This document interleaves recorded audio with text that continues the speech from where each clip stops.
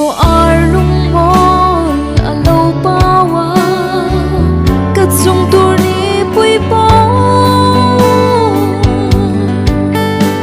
chak len ko la lo en trat le ta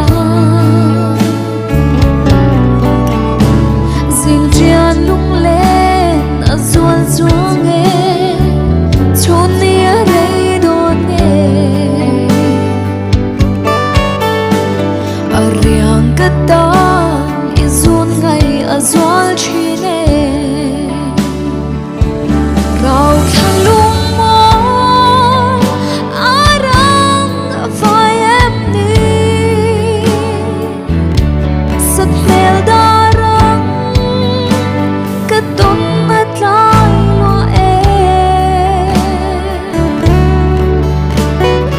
moi na fe bia zai nem hlan ka ta ma se sun za chuan e por si a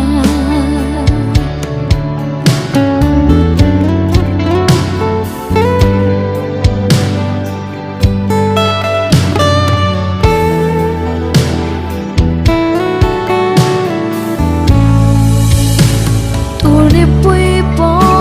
van zol kai kat san tur don lo hia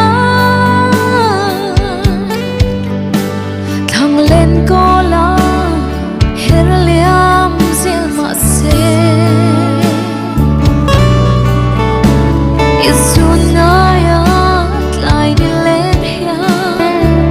kian zai rel si lo san to khore la lung o ya har chi ne rau tha lung mol arang vai em ni sat mel darang ka ton mat lai lo e moi na fe bia zai ne